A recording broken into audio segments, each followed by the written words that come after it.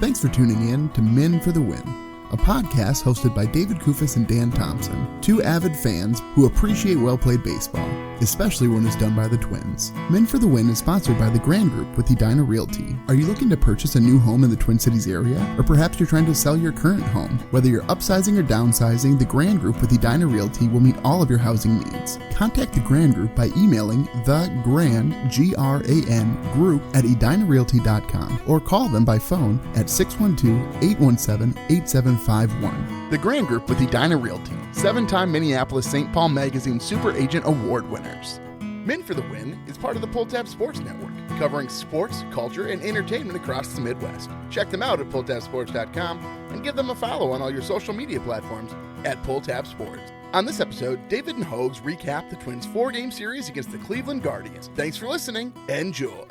Thanks for tuning in to Men for the Win. My name is David Kufis. With me in studio, Andrew Hoganson. Dan, I don't even know what Dan's doing. I just think he was jealous that I had an off day, and so he wanted today off too. What's the deal with that? He just wants to brew some beer. I think that's what he's doing, enjoying that Vikings win today. Oh, yes. Oh, it was a good one, Hoges. I can't say the same for your Packers, Hoges. See, here's the thing, though. We are used to winning over here in Green Bay, and so one measly loss to the Browns, as ugly as it was, there's bumps. There's bumps on the road to a championship. We're not like the Vikings, who you beat a Burrow-less team, and all of a sudden you're like, we're winning the Super Bowl. You guys are bad. J.J. McCarthy's bad. Like, we woke up today with the Vikings being a bad team and the Packers being a good team. We're going to bed tonight with the exact same thing being true. Okay, first of all, you're totally wrong about this, because J.J. who? We have Wentz. I don't know if you've been paying attention. A guy who grew up cheering for the Vikings, who knows what it's like, Hoges, who knows what it's like to cheer for a team that continually fails in the postseason. How poetic, Hoges. How monumental the occasion. What poetic justice it would be if Carson Wentz leads this Minnesota Vikings team to its first Super Bowl. You guys are you're too predictable. How can you not be romantic about baseball? You guys are just too predictable. I hate the Vikings, but I love you guys, and I hate seeing you let down again and again and again. But it's fun, I guess. I enjoy it. Well, I'm along for the ride. A quick note, I am actually mad about the Packers, and I hate doing this, but it's only because you're on the show, Hoges. Nobody cares. Jaden Daniels is injured. I put in Love, and he just does nothing. So are you kidding me, Hoges? Are you kidding me? It's so bad. Okay. Oh, enough postponement. Do we want to? No, it's just bad. It's a bad sports weekend for me. The Badgers lost. The Packers lost. The Twins existed and continued to lose. The Twins existed. I love that, Hoges. Let's go ahead and jump into the recap.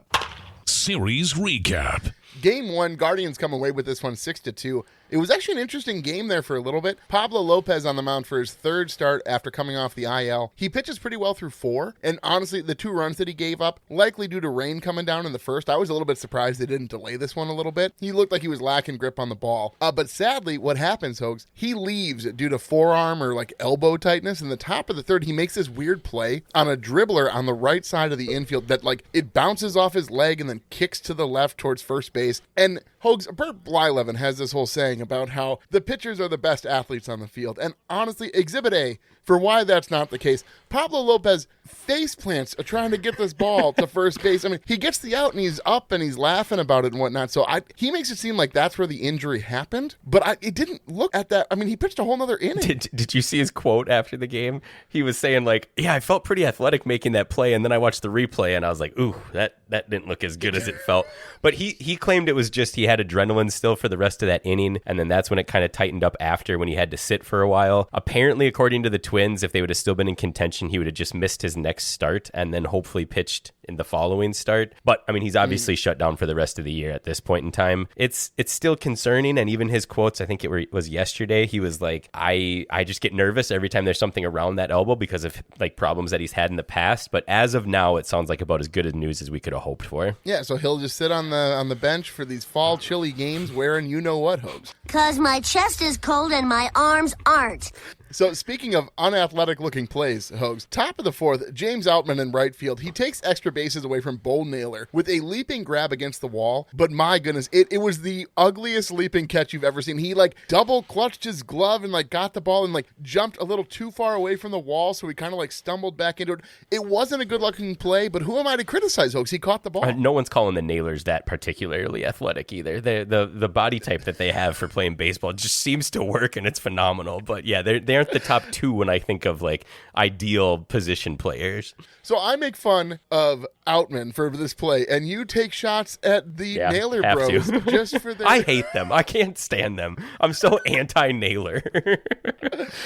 Fair enough. Okay, so really quiet middle innings here. And then in the bottom of the sixth, the Twins actually come back to tie it. So Martin singles, and then he advances to second on a throwing error by the pitcher trying to throw him out. Keishel doubles. So you got runners on second and third, no outs. A wild pitch from Messick advances both runners. So Twins are down 2-1, but then Royce Lewis, who we're going to have to talk about later, hits an RBI single to tie it. It's 2-2. But then, Hogs, the gaping hole that is the Twins bullpen shows itself once again. Top 8, top 9. Sands gives up a double to Jose Ramirez, and then Rocco, I don't know, I get it. He walks Manzardo to get to Naylor, who hits a 2-run single. Cleveland's then up 4-2, and then Michael Tonkin, the human white flag, gives back-to-back doubles in the ninth. So Guardians win this one 6-2. I'm looking at our Rocco's rewind. Neither of us mentioned this call to intentionally walk Manzardo. Are you in agreement, Hogs, with Rocco? It's hard to criticize. Like I think I get to that a little bit in my Rocco's rewind with when we get to the question that I am asking there, but I don't know. I don't think it was a terrible decision. I mean, it ended up not really costing them all that much. It's just a single. It's not like he hit a home run or anything. My wife was actually at this game with my son because we were still trying to spend all of the money that we still had left over from our season tickets. So they were in the Thrivent Club. She was surprised that none of this was delayed at all because of the rain either. Like especially in the eighth when it just started pouring.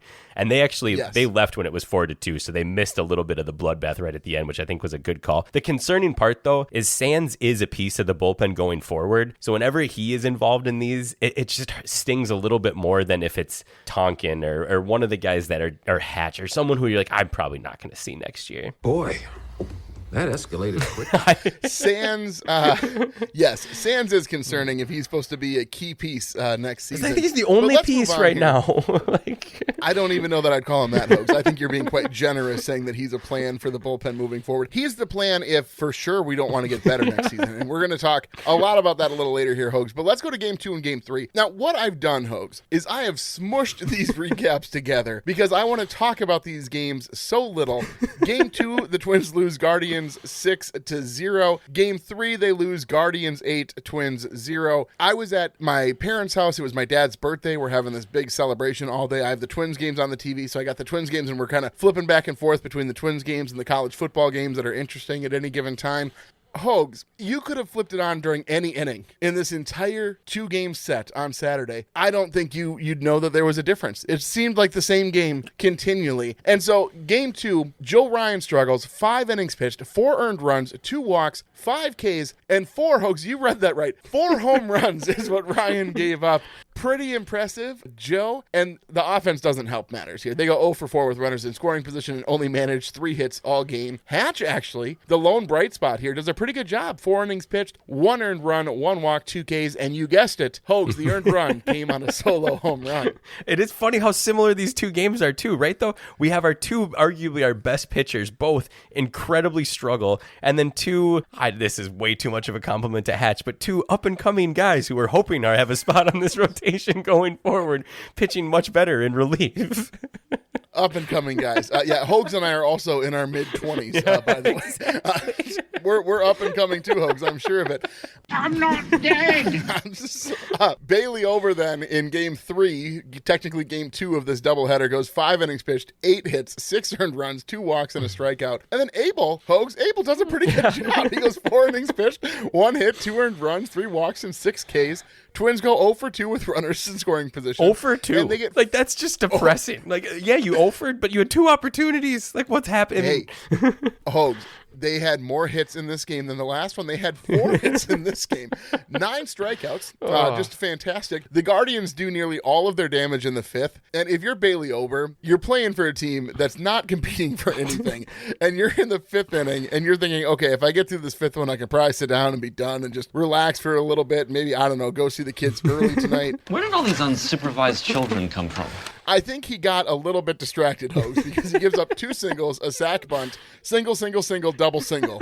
Like, that is just, like, it's just the onslaught. It's like in high school baseball where they bring in, like, their starter who can actually throw the ball is out, and they have to go to the next guy who was playing first base, and he can't throw strikes. Like, it's just, that's what this felt like, Hogs. Just being there would have been miserable, too, because you're just like, oh, yes. Oh, no. Oh, no. Oh, no. Well, yeah, what game would you rather be at? It's kind of funny. Like, would you rather just get slugged to death like game 1 of the doubleheader, or just barely cut to death in game 2?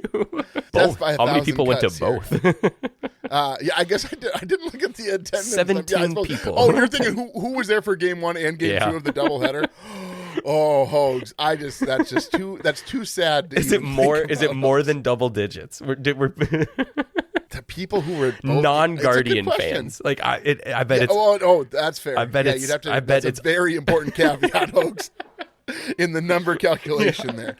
Okay, well, let's keep going here. Game 4, Guardians lose this one. Thank goodness. Twins get a victory. Guardians 2, Twins 6. SWR coming off a stellar outing against the Yankees on the mound. Decent outing, I'd say. 5 innings pitched, 2 earned runs, 2 walks, 3 strikeouts, and a homer. The homer actually came on the first at-bat of the game against Kwan, and then the Guardians get 1 more following a walk, a single, and then a sac fly. And at this point, Hogs, it's 2-0 Guardians, and I'm thinking, okay, well, we've seen this one before. It's very Back to the Future-esque. Like, this must be a rerun. But the Twins, Hogs, they flipped the script here a bit. In bottom of the 3rd, Buxton doubles, and then Cody Clemens hits an RBI single, makes it 2-1 Guardians. Then bottom of the 5th, Twins have a chance, and I'm thinking, okay, let's score some runs. Let's see what happens. Lee singles, Pareda singles, then Fitzgerald pops out. Buxton walks, so you got bases loaded with 1 out. Clemens and Martin both pop out to end the threat, and it's just the most deflating way for that inning to end. Yeah, it continues this season-long trend of the Twins batting average with runners in scoring position.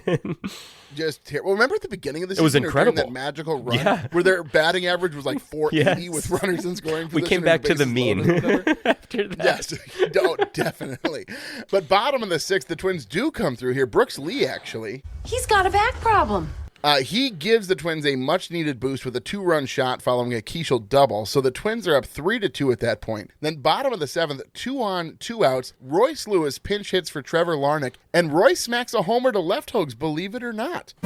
He's the one. So this puts the Twins up here 6-2. Yeah, unbelievable. I think there are probably about 87 people in the entire Minnesota actually watching this game right now as opposed to watching the Vikings game. And so that's the one where the Twins decided to come through in the clutch. But yeah, Lewis, I'm trying not to get excited about it, but it seems like he's found something a little bit here at the end of the year. And that gives me a little bit of hope for next year with what he's going to do. I feel like the pressure's off. He said his hands feel really good, whatever that means, but he's looking good at the plate. The bullpen here does deserve some credit. Funderburk, Ole, Sands, and Adams combined for 4 innings pitched, 1 hit, 3 Ks, no earned runs. And you know who else deserves some credit here, Hogs? Jimmy's coleslaw. When you're looking at that pulled pork and it doesn't look good, it's dry. They clearly didn't add enough moisture in the crock pot. You get a little Jimmy's coleslaw dressing, you throw that on top. It gives the zip and zing that everyone will be talking about to your pulled pork sandwiches. Available in original, fat-free, and pineapple. Jimmy's is family fun and locally owned. Delicious on burgers, brats, pulled pork, and is a summertime side. You can't go wrong with Jimmy's. Pick up a jar today. Jimmy's salad dressing and dips. Don't you be messing with my dressing. Touch 'em all, Kirby Puckett! Puckett's Picks winner. I think that's the best you've ever made dried pulled pork sound right there. That was a good. That's what Jimmy's does. It's a magical thing, Hogs. But we do have to talk about this Puckett's Picks, which is just very, very sad for me personally. I love Hogs. it. I took Lee, and he had a big game 3, and I thought it would be enough to climb back into this. He has 3 points, but that pinch hit home run, Hogs, from Royce Lewis gives Lewis 8 points. Dan took Keishel, who had 0. The listeners took Buxton, who had -3. rough series for Buxton. But Hogs, that gives you the victory. And let me tell you, season standings are pretty fascinating, folks. We have 2 series remaining. Currently, Dan and Hogs are in the lead at 16 and a half. Ooh, so I got the bonus point, too. I'm in third, technically, with 16, and the listeners have 12. So the listeners are for sure eliminated from contention. Even with 3 points, they can't do it. It all comes down to these last 2 series, Hogs. I mean, it's pretty crazy. So think about it this way. If you and Dan each win and either both get the bonus point or both don't, you'll be tied, and then we have to go to season's points scored for a tiebreaker. And Hogs, I got some good news for you. You have that category wrapped up. You have 226 points to Dan's 151. Wow. I have 168. So if the math works out where I win, Dan actually has lower points scored than I do currently, but depending on the shift, like, there are a lot of possible outcomes here, Hogs. I feel like it's the end of the season where you're looking and there's like 12 teams in contention for the wild card, and you're trying to calculate who plays who and what are the possibilities. I'm very beautiful mind at this moment. Hey, we got to drum up some excitement for this podcast somehow, and we're doing it. It's literally the only thing that went well for me sports wise this entire weekend, but I love it. I'm excited. I'm back in it. I think that ended 14 or 15 series in a row. I had this thing in the bag a month and a half ago, and it just completely disintegrated. I'm excited. These next 2 picks, they're gonna lead to some sleepless nights, that's for sure. It's super exciting. I agree. It does make these at-bats way more interesting. Every time Lee was at bat, when he hit that homer, I stood up. Oh, yeah. It's wild. Like, the only time a Twins play has made me stood up since I was at the Yankee game just recently where they won 8-0. We're all going to be watching the last game of the season. The Twins are going to be losing 20-0, and we're going to be screaming at the TV. It's going to be phenomenal. I'm excited for it. Austin Martin grounds into double play. And we just erupt. Okay, now with that, let's go into Beast versus Bench. Beast versus Bench. Is losing fun? Is losing fun? I mean, it's obvious. I picked Royce Lewis. I had to. He finally got me off the bench here, winning some games, or winning a Puckett's picks for me. Needed it real bad. Royce Lewis, obvious pick for this series. He is the one. I think he's the true pick, probably the only pick. I'm going to give it to the unsung heroes here, host. I'm going to give it to Abel and Hatch. They go out, they do their job, they finish out those games that Ober and Ryan couldn't get their acts together. Pretty impressive. The piggyback Hogs, they should have never stopped doing that. They should have continually used that piggyback strategy. It was so fun. You don't have a bullpen. Why are we pretending that you have a bullpen? I agree. Just put another starter out there. You have so many of them. You decimated the Saints roster. The Saints record might be worse than the Twins roster as far as wins and losses this season because we've taken anybody who showed any promise at AAA because our roster was so bad. Well, and none of these guys are, like we said, like the bullpen is going to be completely new next year anyways. There's no point in throwing out or running out half of these guys regardless. But the Twins don't let Dan hear this part, but the Twins do have a glutton of starting pitchers going into next year right now. So use them, see what they can do, but use them in those piggyback starts so every guy's getting 5 innings. I do think it makes perfect sense, and they did look good. That's brilliant, Hogs. Who do you have on your bench? This was funny. So originally I was sassy, and I wanted to give my beast to the fans and my bench to the Twins players, because honestly, I feel like you could pick almost the entire offense, and the fans, we don't have to go to any more games this year at Target Field, so we're the beast. But I looked, and I had to give it to Outman, because it on a lineup of just abysmal performances, his stood out. 0 for 9, and he almost Sano for 9, but he got 7 Ks in all 4 games. Just horrible. In a choice of a lot of horribleness, he was the horrible list. Wow, I'm loving the use of English here. I'm glad this is the episode without an English teacher here. It's way funner when he's not here. More. Great hopes. Love that. All right, I'm going to give it to Ryan and Ober because honestly, if this team is going to look any better next season, the starting pitching is going to have to be the strength. And these outings, Hogs, did not give me a lot of confidence. We're going to talk a little bit more about that in Maurer's musings. But let's go ahead and talk a little bit about Rocco. Rocco's Rewind. This is what I was alluding to earlier when you were asking me if I was upset with him walking. Is there anything that he can do that changes your opinion of his, like, what he's going to look like next year after that? Because this series was pretty abysmal, and the care effort from the players seemed to be at an all-time low after Dan and I just went on and on about how they're still trying. I know it's just 4 games, but does this change your opinion at all, or not really? I don't know that there's much that could change my opinion at this point about his job security or his performance. I think that part of the issue is that they signed that extension even when he was performing poorly. So how bad would it need to get? I mean, you can't be much worse than it's been. I just don't understand. If he was ever going to get fired for performance, it should have been a long time ago, in my opinion. Yeah, I think he's here for next year, and then after that, all bets are off. Who knows, Hogs? I guess we'll see. Maybe this minor ownership stake that we heard so much about that we haven't heard anything about will have some say in the structure of this team. But Hogs, I don't know if you were watching today. Your Packers were on, the Vikes were on, the F1 race, if you recorded it and wanted to watch it after church, may have been on. There was a lot of things happening in the sports world today. But if you were watching the Twins in the 5th inning specifically, Corey Provis says, well, it is the last home game, and there's a lot of fans here in the stands, and we wanted to give Rocco a chance to reach out to the fans that watching at home and just tell them what he's sort of thinking about the prospects for this team. And Rocco gets on the TV. And have you ever had a waitress who just really doesn't care about her job? And she's like, you're like asking her questions, like, could you tell me the specials? And she's like, I guess. I mean, if you really want to know the specials, that's fine. Ogres are like onions. That's what Rocco loving was. where you're going here. That's where Rocco was. He's like, somebody obviously prompted him with a question like, talk to us about next season and what you're thinking, Rocco. And he's like, well, we got a lot of young pitchers with a lot of good stuff. And the team's athletic, like in a baseball way, not like they're athletic in a baseball. So like there's excitement. Like I know it doesn't always seem like there's excitement though. There is excitement like with the athleticism that this team shows. And you don't build a World Series contender overnight. And we know that we're just starting out, but yeah, next season, a lot of good things coming down. Hogs, I'm not even like layering sarcasm into this. That's basically what he said. It wasn't like I'm trying to make it funny by sort of summarizing what he said. That's what he said. And it's like, I don't think he wants to be there, Hogs. Like you're talking about like, how do I feel about it? How does Rocco feel about it? Like he's like, this is not what I signed up for, man. You just want to give him a hug afterwards. Like, yes. do you believe it, man? No, not even. It's been a long year.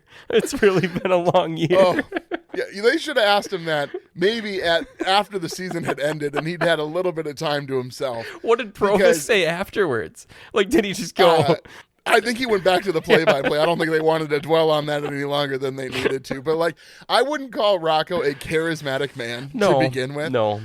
But this was, again, I can't get over just the tone. The bar is already low, and we didn't even get there. So bad. So bad, Hogs.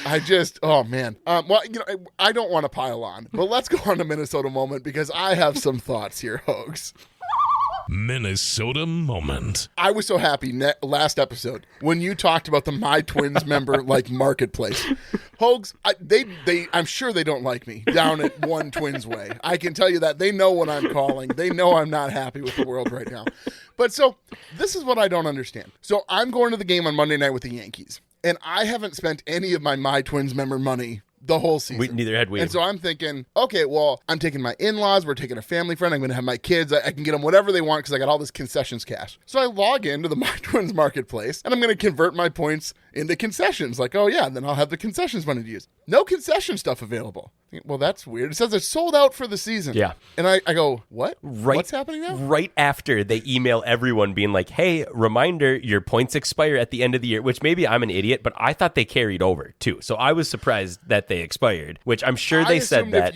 But I assumed if you converted it to cash, then like, yeah, whatever. And like the whole point of being a season ticket holder is the year over year like consistency of returning. Yeah. So you would think, oh, I should keep this. Yes. I should keep this going for these season ticket holders who are dumb enough to hold on to these tickets for next season. I mean, clearly our manager doesn't even believe in this team. And like we got 5 people to renew. We better treat them right. That's what I'm saying.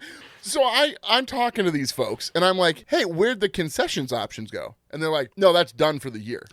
What do you mean? It's like you guys just decided you're done with that portion? Yeah, but there's still other things on there. No, there's I'll tell not. You what, I don't really want a Carlos Correa bobblehead. I don't want a Duran Duran bobblehead. I don't want a Griffin Jacks signed baseball. Why would I want things from players who are no longer on your team? Or the yearbook. They were all excited because we added some new things. We got the 2025 Twins yearbook. Why would I want to remember this year? No. So the only thing they have there is like this like engraved season ticket holder bat. Now, why on earth you want to be reminded that you're a season ticket holder of this organization is beyond me. Or you could have got the 2023 season ticket holder hat too, which you already have. Oh, good point. Yes, they did offer the tumbler also, which we already have. Yeah, so it's all of these things that nobody would want. But I'm thinking, okay, well, I guess I have like, I don't know, $100 to $150 worth of concessions cash. Should I get this pill bat for 1,000 points and then see what I can do? So I buy one of these bats, and then they're like, by the way, the only way you can get physical items is by going to the games. Yeah. There's one series left, Yep. okay? I'm already ticked because I went to the Yankee game, and I shelled out probably $100 on concessions Which anyway. you thought was going to be free for you. Yeah, exactly. So then I'm like, okay, so now I have to buy a ticket. They won't even, like, give it to you at the gate. Like, you have to go into the stadium in order to pick up. Yeah. So I bought this bat, stupidly thinking that I could find a way to get it. And then I'm thinking, okay, I'm going to stop on the way home from church mid-Vikings game. I'm going to run in, buy an $11 standing room only ticket to get a bat that I didn't even want in the first place. Did you go get it, though? No, because I was like, it's not even worth it. True. I'm so annoyed. And then they added the concessions back. Yeah. And so now I converted all the concessions cash, and they're like, well, the points are good through whatever, October or whatever. You can spend the concessions cash at the Twins store, which by the time you get there in the offseason, the only thing that's there are old Carlos hats and Correa jerseys of guys who don't work there anymore. It is shocking the incompetence. Oh, it's insane that organization has. Who is putting these people in place to manage the organization to keep the one group of people who, again, are dumb enough to invest and have passion for this team? Who are these people who are like, how can we screw them worse than we've already screwed them? You gotta play it. What am I supposed to play? You gotta toss yourself. Oh, yeah, sorry. Fans want an ejection. There it goes. So flustered, you don't was even Gardy's gripe. I can't. You just blacked out. He just totally froze. I thought my screen was frozen, but nope, David was just... It's mind-blowing. I don't understand. It is unbelievably mind-blowing. Is it just Joe Pohlad thinking, what can I do to screw with these people But it just today? shows you that understand it's through the depths of the organization. I couldn't believe it either, right? I mean, this is the first year that they've done this My Twins members stuff, which honestly, I thought it was a great idea. Like, and there are fun stuff that you can do throughout the year, but there's some really nice stuff too. So saving up your points is like a big deal. And then at the end of the year, okay, there's not anything left that's that big of a deal. You miss out on it, and you have to use it on concessions cash. That's still fine too, because you go there and you get $100 to spend. It's a nice way to just like, okay, same thing happened to me. I was at the game and I couldn't get any of it, so I burned it all through. I took my son. They didn't have it activated. Thankfully, my wife planned to go to game 1 of this series, so she burned $75 just buying candy that we literally took home and still have sitting in our kitchen. But it is mind blowing how this organization, from the top to the bottom, is alienating the only people who are still caring about them as season ticket holders. And it's infuriating because it's not even that hard. There's 10,000 people at these games. Just why are you taking away concessions cash from your season ticket holder members? That makes no sense to me. No, somebody had to make that decision. Oh, for sure. I mean? It wasn't you like, have to pull the that system off. was built to do that. Yes, you have to be like, let's go ahead and not do that. I think it was an intentional decision because they weren't making as much money because attendance is so far down that they couldn't handle taking the hit from the concessions also. So instead so they're ripping off the season ticket holders. Yeah, from a business perspective, I'm sure it makes a ton of sense, Hogs. From a loyalty and human decency perspective, ridiculous. It's insane. Absolutely ridiculous. Where are we? Your Minnesota moment, I guess. That was your Minnesota moment. I'm going to tag right along with that. The amount of pictures that I got from people, which this is kind of like an oxymoron a little bit, but from friends that I knew that were at the games this weekend, taking pictures and being like, there's no one here. Granted, they're my friends sending pictures, so they are there, but I consider myself a pretty loyal group. But it's sad because you see like the Rockies. I know we've talked about this a ton. They're still selling out that stadium. I wish we had that. Going to the ballpark when it's full it's hard to beat that, and it's so fitting just how angsty and angry this season is ending. It's very frustrating, Hoax. I think that's a great segue into Mauer's musings. I just don't know how it can get any better. Mauer's musings. I like your question, Hoax, so why don't you ask it? I'm just going to combine my question into your question to answer your question. Sounds good. We've talked endlessly about this. I think it's time to let the folks know what the actual answer is. Are you keeping your season tickets? Yes. Wow. Hoax, I'm keeping my season ticket. Do you want to know? Do you know this whole like sunk time fallacy? Sunk cost? So like when you get to season 8 of The Walking Dead and you're like, I'm still watching this show and it's not good. It hasn't been good for 4 seasons. You've used this analogy with me so many times over the course of our friendship, and it always means something else. Ogres are like onions. Yeah. End of story. It's because The Walking Dead, Hoax, if they would have stopped after like season 2, phenomenal TV show. Absolutely one of the best ever made, right? Would be up there with Breaking Bad. Yeah. But no, you keep watching because you're thinking, well, season 2 was great. Season 3's got to be good. And then season 3 wasn't as good. And then season 4 wasn't as good. And then season 5 wasn't as good. And then season 6 and season 7. And you're still watching. And you start to wonder to yourself, why am I doing this? And you're like, well, you got to see what happens. And that's what it's like with these season tickets. You don't know. Hoax, I want to know how they're going to screw me over next season with the My Twins account. How they're going to call me and say, I know you had this many tickets to start the season. We've actually had to remove 10 of those. I'm sorry. But you're still a valued member of this team. And actually, we have season ticket holder hats. Here's the deal. Could you just drive up to Hibbing? Because that's actually where we have the warehouse. And we couldn't figure out a way to get them to the season ticket holders. Hoax, yes, I don't know why. What does they call that when you like fall in love with your captor? Stockholm That's what's syndrome. happened. Stockholm, yes, very much so, Hoax. I mean, The Walking Dead was Stockholm syndrome, and that's what it means to be a Twins fan, Hoax. I got nothing. Are you keeping your tickets? No. Hoax? No.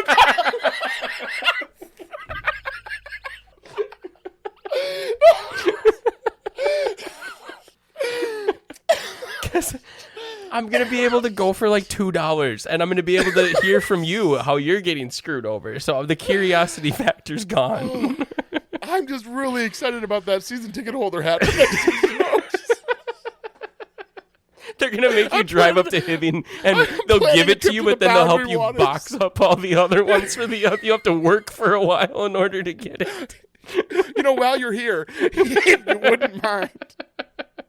You have to be a member of the grounds crew. It's an on-field experience with the Minnesota Twins, but you have to rake. That's what all the My Twins member rewards are. It's like make hot dogs for an hour. Yeah.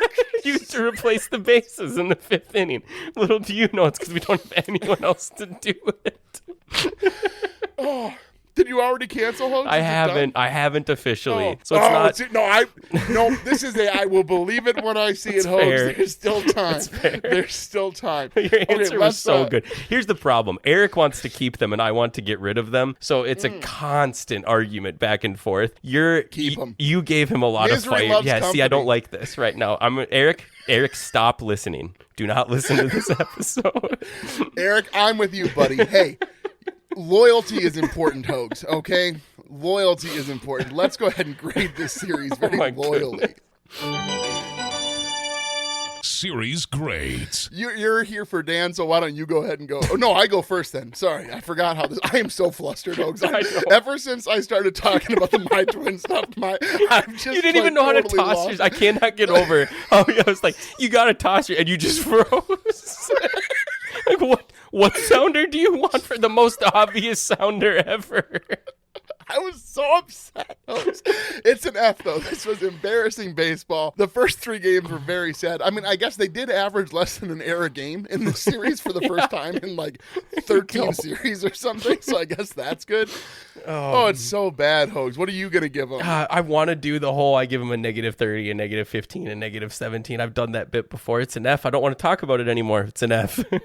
Let's go. Herbie's headlines. There is some cool stuff happening in baseball outside of the Twin Cities. I don't know, Jack. It looked like Herbeck pulled him off the bag. Herbie's headlines.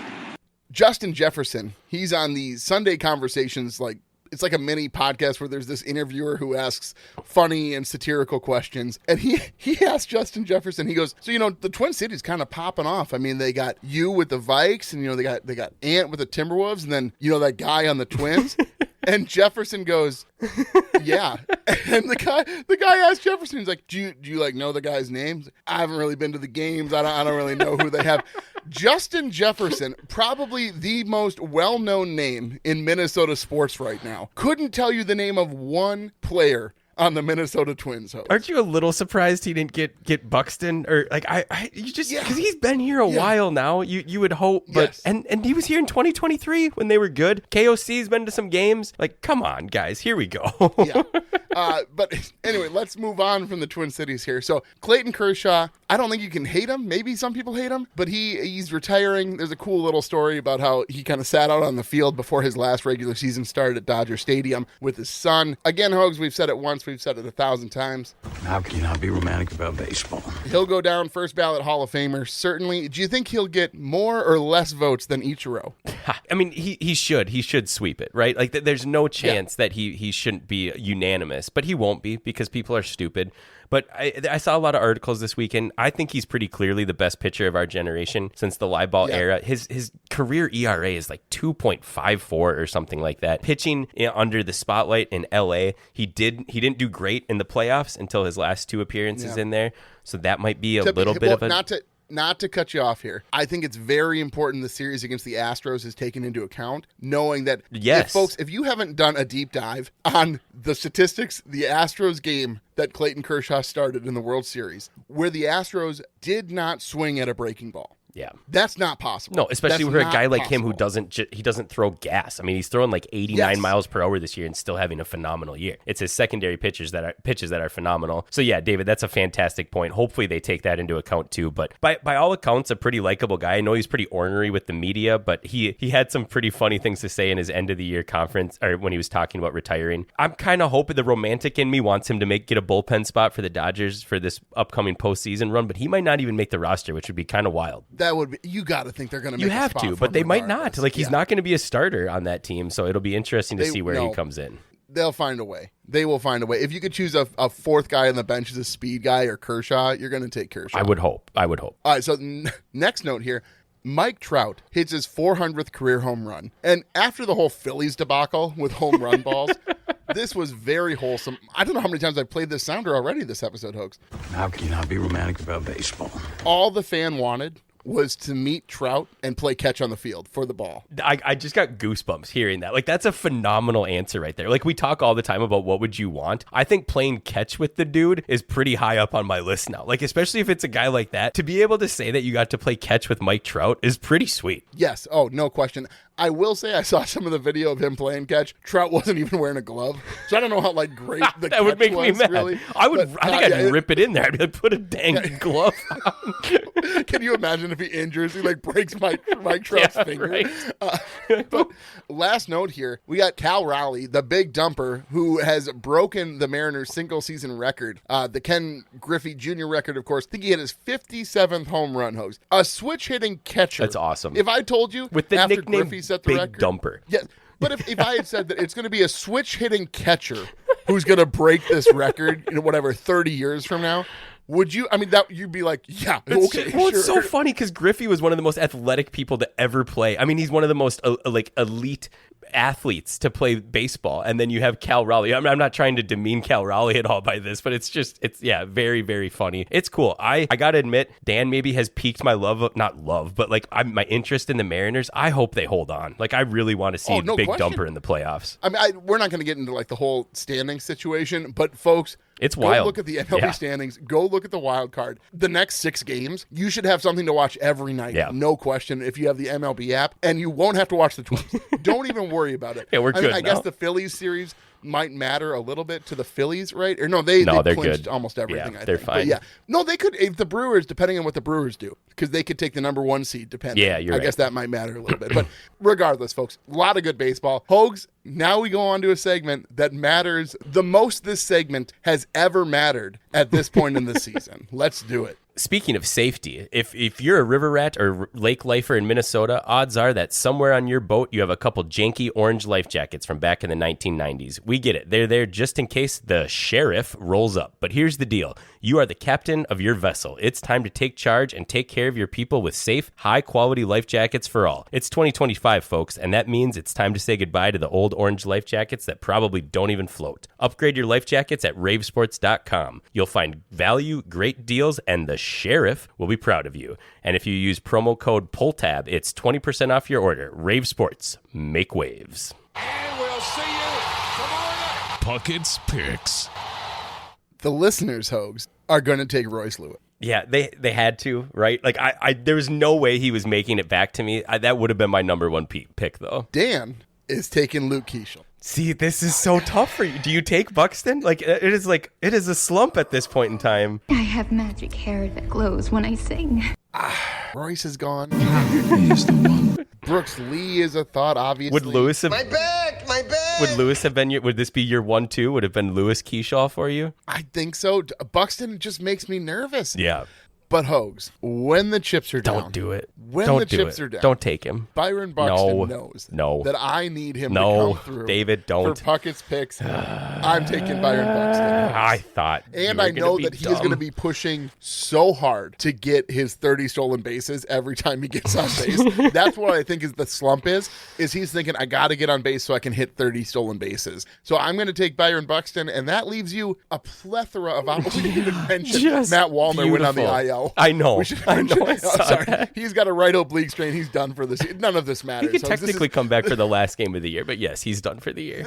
This is whose line is it anyway, where the points are made up and it doesn't, none of this matters, Hogs. But it does really matter, actually. So only the roster is just pretend, but this right here, Hogs, this matters. Who are you taking? That's Lee or Martin, right? I mean, there's no other option. Take Trevor. Trevor Yeah, Lyman. I guess you could Cody take Trevor. Cody Clemens. Cody Clemens series. only does great when none of us pick him. If we pick him, he's getting -5. 24 points a couple of Who do we series play? ago, Do we play Hogs. the Phillies? Is that what it is? We go against the Rangers, Hogs, and then the Phillies. Oh, so we do matter. We do matter this year. Oh, my goodness. Okay. I'm going to pick Austin Martin. Ooh, lock it in, Hogs. Lock it in. The tiebreaker is my wife being like, did you know the Twins have a guy named Austin Martin on their team? Isn't that the name of a car? I hate this. Here's why I hate the Austin Martin pick. I'm going to explain why this is a bad pick after I just picked it. He's going to finish second, so I'm screwing myself over for the final series. I should have picked someone who's not going to play and then hoped to get like Brooks Lee's boomer. I'm talking myself out of it. Nope, I'm not. No, I'm going you got to just go with your first pick. I'm going Austin Martin. I hope Lee scores. He's going to. He's going to. Lee was the right pick, but I'm sticking with Martin. Hogs, thanks so much for filling in. Would you mind going ahead and sending this out? Well, folks, if you like what you hear, please tell a friend. You can follow us on X at Min for the Win and find our Min for the Win Facebook and Instagram pages. Make sure you subscribe to the podcast on your favorite podcast platform so that you're notified when new episodes are available. And if you could leave us a rating or a like, we'd greatly appreciate it. If you'd like to support the show further, you can find us on Patreon. Link in the description. Thanks for listening, and as always, go Twins. That'll wrap up another episode of Men for the Win, a podcast hosted by David Kufis and Dan Thompson, two avid fans who appreciate well-played baseball, especially when it's done by the Twins. Thanks so much for listening, and as always, go Twins.